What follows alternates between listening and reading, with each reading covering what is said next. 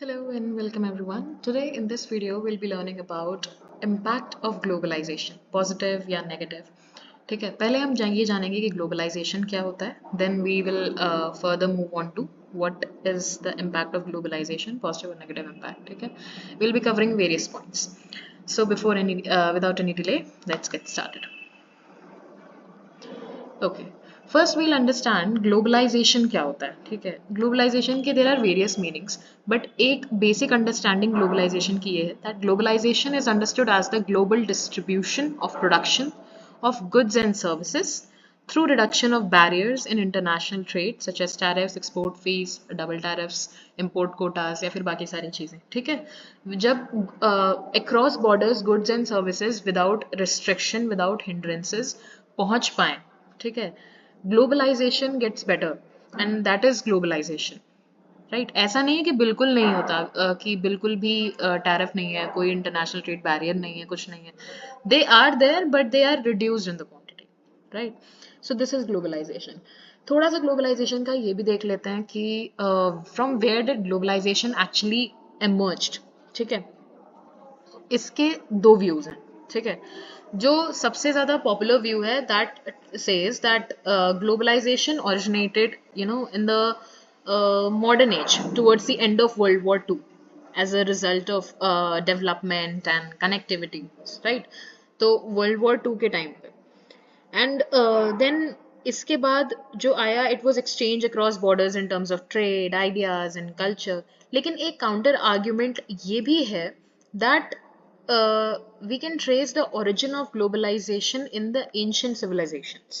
Okay, and हम इनकी trade links कहाँ देख सकते हैं? Indus valley civilisation, Sumerian civilisation, and obviously thereafter trade had taken place among various countries like Greece ले लो आप, इजिप्ट या Roman empire, right, and so on. And it was in regard obviously to the need for trade that various trade route, बहुत सारे trade routes develop हुए थे. Silk route सबसे बड़ा एग्जाम्पल है, सबसे मेजर एग्जाम्पल है. So I guess we would go with this. ठीक है, saying that globalization originated in modern age would be a totally wrong conception. Because हमने ये पढ़ा है कि कैसे जैसे मेसोपोटामियन सिविलाइजेशन थी और कैसे मेसोपोटामिया में और इंडस वैली सिविलाइजेशन में ट्रेड्स होते थे, सुमेरियन सिविलाइजेशन में कैसे ट्रेड्स होते थे, कैसे प्रायर नेशंस किस तरीके से ट्रेड्स दूसरे नेशन से करते थे, जिसका कुछ के एग्जांपल अभी ने दिए जैसे ग्रीस, इजिप्ट. ठीक है, ये हमें पता चलता है. जो आर्टिफैक्ट्स, जो पुराने जो चीज़ें वो छोड़ के जाते हैं एक दूसरे कंट्रीज में, उनसे हमें पता चलता है कैसे ट्रेड्स पहले भी हुआ करते थे, कैसे गुड्स एंड सर्विसेज पहले भी एक्सचेंज की जाती थी. ऑलराइट, सो ये हमें एक ग्लोबलाइजेशन का बेसिक पता चल जाता है कि how globalisation is really that important. Right, now let us move on to जो भी पॉजिटिव इम्पैक्ट्स हैं. ठीक है, ग्लोबलाइजेशन के जितने भी पॉजिटिव इम्पैक्ट्स रहे, globalisation see it has undoubtedly it has led to growing competition across globe and there are beneficial aspects that increase productivity and production and efficiency, है ना. competition and increasing market space can also lead to kind of specialization and also an improved division of labor. मतलब काफी सारी चीजें हैं, but एक इसका negative cost भी है जो भी हम आगे पढ़ेंगे. Right, so first positive point जो है that is better organised markets. Right, for any growing economy, a well organized and effectual markets are essential. If there are willing buyers who are ready to pay for quality products and services that are on sale, a healthy balance can be maintained, right? And obviously एक efficient market facilitate हो सकती है. And then with open economies and better trade, outsourcing products की हो पाएगी. ठीक है, उसके बाद प्रोडक्ट क्वालिटी बढ़ेगी, कॉस्ट रिड्यूस होगा अगर पॉसिबल हो पाए तो. सो एक lower selling point can result in increase demand and affordability. तो जब इतनी सारे बेनिफिट्स होंगे then obviously there would be better organised markets. Right, so this was the first point जो हमने पढ़ा. Okay, the next point we are going to study is increase in competition. Obviously globalisation की वजह से there is competition में increase, right, क्योंकि more and more producers are there and better quality goods and services are coming in the market as per the demand of the competition.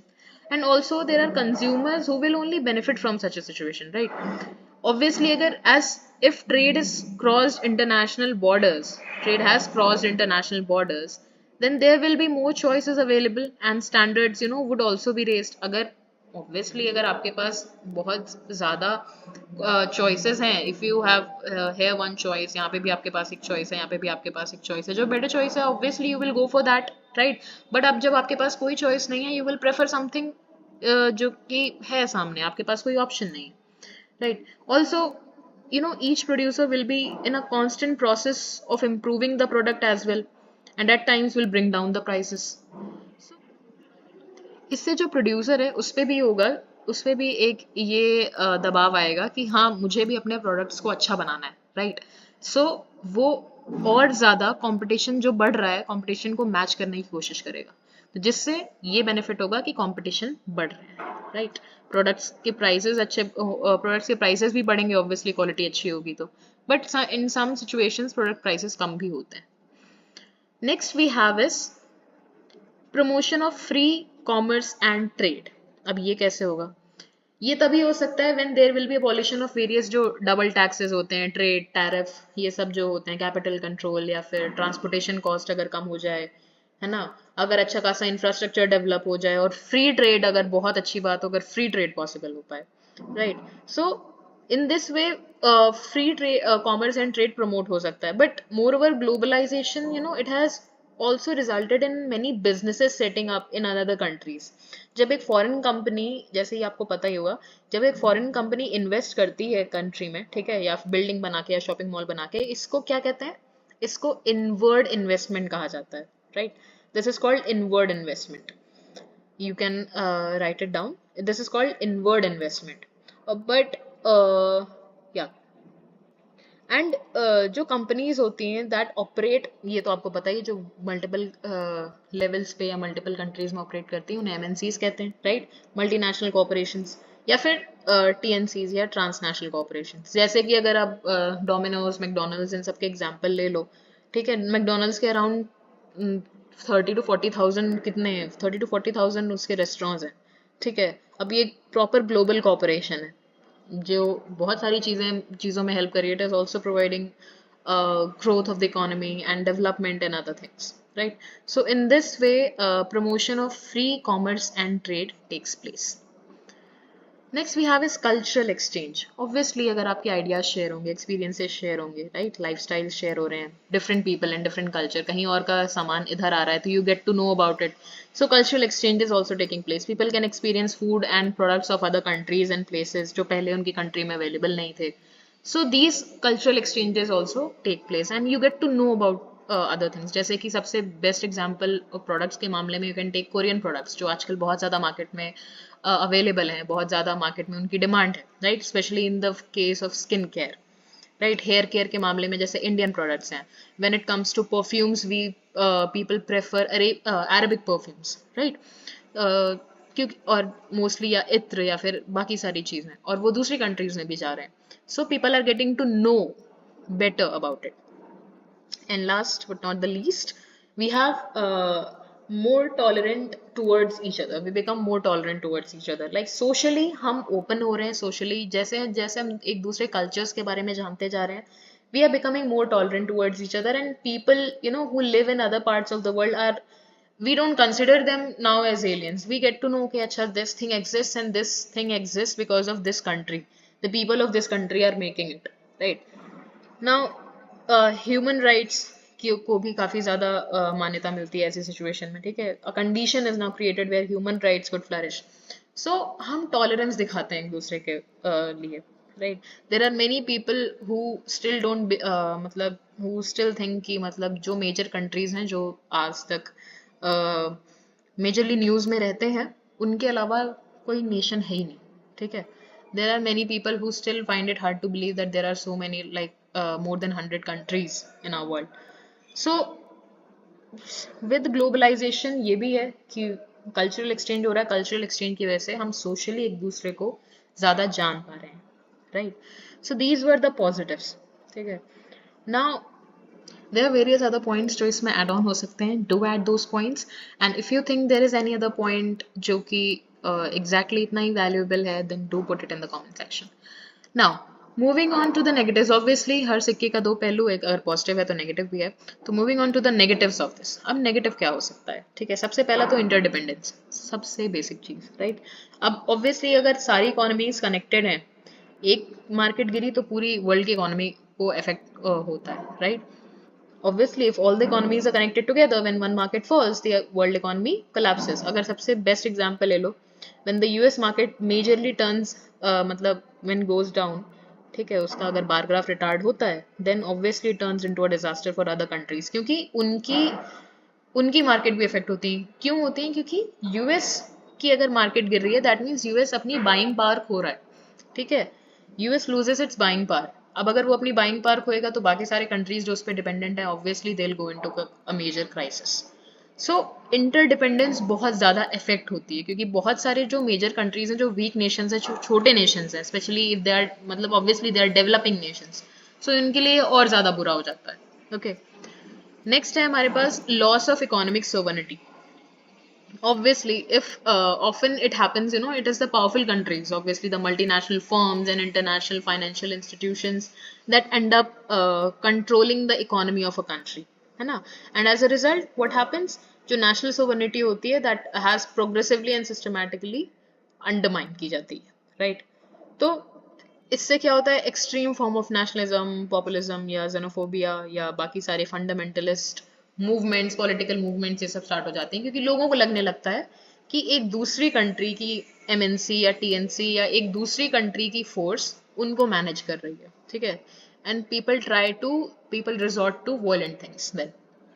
So interdependence and this was loss of economic sovereignty, right. ये problem आती है उनके पास कि economic sovereignty उनके पास रहती नहीं है, ठीक है, कोई और ही मैनेज कर रहा है सब कुछ, right. And especially obviously in the case of weaker Nations.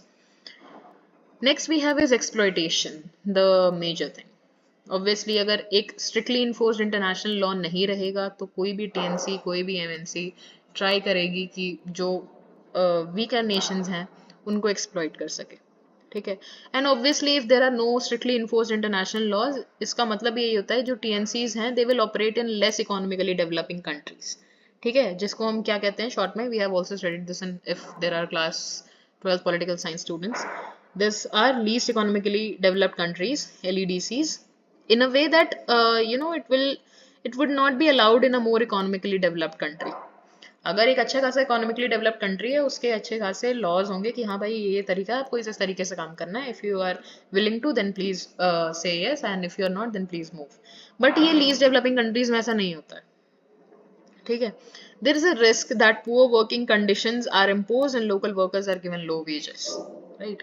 So these situations happen and then they revolt, ठीक है, लोगों को कम वेतन दिया जाता है, देन ऐसे सिचुएशन में फिर बाकी सारे जो क्राइम्स हैं वो भी हो रहे होते हैं, बाकी सारी इलीगल चीज़ें हैं जो वो भी हो रही होती हैं, बच्चों को भी काम पे लगाया जाता है, the ones who are not fit to work they are also working, ठीक है, एकदम खराब से खराब कंडीशन में they are working, so exploitation is taking place. Next है आउटसोर्सिंग। ऑब्वियसली अगर एक जगह को जॉब मिल रही है, ठीक है, एक कंट्री की पॉपुलेशन को जॉब मिल रही है, तो दूसरी कंट्री की पॉपुलेशन से जॉब छिन भी तो रही है।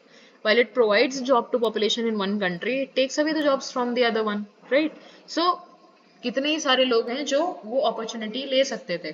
आउटसोर्सिंग वही तो होता है, like you're giving that work to somebody else who can do that, maybe in lesser price, maybe in a better manner, but वो जॉब आपके नेशन में जो कंट्री जो एमएनसी है वो जॉब अपने नेशन में किसी को दे सकती थी, but if that MNC thinks that ये पर्टिकुलर काम इस नेशन से कम कॉस्ट में अच्छे उस पे हो जाएगा, then obviously it will prefer that, right? So इससे क्या होता है कि जो खुद के नेशन में जो लोग सेम काम कर रहे हैं, they feel affected. Next is environment effect. Obviously globalization है, right? And almost everybody believes that globalization is one of the most important factors that has aggravated environmental degradation, right? जितना raw material चाहिए होता है industries को चलाने के लिए, factories क्या कहाँ से ले रही हैं ये सब, प्लैनेट अर्थ, राइट, और मदर अर्थ, और जिससे क्या हो रहा है, पॉल्यूशन हो रहा है, because they are not even dumping it properly, they are not destroying it properly, उसको सही लीगल तरीके से नहीं कर रहे हैं, वो रिवर्स में या फिर यूं ही मिट्टी में कहीं भी, there is no specific place where they are dumping their waste, right, and where they are dumping is a safe place, वो सेफ प्लेसेस पे डंप करते हैं जो अनसेफ हो जाती हैं, राइट। एंड उससे क्या होता है, क्वालिटी इम्पैक्ट आता है, एयर क्वालिटी में, सॉइल क्वालिटी में, वाटर क्वालिटी में, जिससे अगर पानी में फिर we all know what happens then. अब पानी में आप डंप कर रहे हो, पानी तो खराब हो ही रहा है, साथ ही साथ जो वाटर लाइफ है, ठीक है, जो उसकी लाइफ है, जो रिवर सिस्टम में, जो रिवर में जो इकोसिस्टम है, जो फिशेज हैं, जो बाकी सारे एनिमल्स हैं, उनको नुकसान हो रहा है। सॉइल में, सॉइल की क्वालिटी खराब होती है, सॉइल अपने न्यूट्रिएंट्स खो देती है, एयर में एयर पोल्यूशन, सो बाकी बहुत सारी चीजें। So in this way environment is also affected, ये भी एक नेगेटिव है, ठीक है। And last but not the least, there is the loss of the indigenous people. Obviously in a cross interaction आपके आइडियाज शेयर होंगे, इनोवेशन शेयर होंगे, तो इंडिजिनस कल्चर लॉस मतलब फील्स लाइक कि उसने अपनी पहचान खो दी है, ठीक है। For instance there is something जो लखनऊ में बनता है और लखनऊ में बहुत ज़्यादा फेमस है, लखनऊ में ही अवेलेबल है, ठीक है। With globalization there would be people who would want कि ये पर्टिकुलर चीज़ बाहर के लोग भी जाने, ठीक है, तो वो कहीं और भी बनाई जाने लगेगी। तो लखनऊ का टेस्ट जो स्पेसिफिक लखनऊ में था, वो कहीं और भी मिल रहा है, ठीक है। सो इससे there is a loss of indigeneity, ठीक है। लोगों का ग्लोबलाइजेशन की वजह से मैनी अ टाइम्स ये हो ही रहा है, ठीक है। इंडिजीनियस ट्रेडिशन खत्म हो रहा है, कल्चर खत्म हो रहा है, पीपल उनकी people are being remove from their own lands due to that, people are being remove from their own lands due to that, जिससे उनका भी नुकसान हो रहा है, उनकी अपनी खुद की ज़मीनें जा रही हैं, उनका जो जो उनकी खुद की संपत्ति है, जो हमेशा से उनका था, वो भी अब उनका नहीं है, ठीक है। So in this way also indigenous people का भी लॉस हो रहा है, right. So we studied these negatives and positives, impact क्या था ग्लोबलाइजेशन का, और ये सारे points. If you think there is any other point, do mention it in the comment कि हाँ ये भी होना चाहिए, या फिर इफ यू थिंक कि तुम आपको लगता है कि ये होना चाहिए कि नहीं, वो भी you can put in the comment section and we can discuss on it. So if there is anything else, any topic you think that should be there and I should make a video on it, do tell me. Till then, goodbye and take care, people.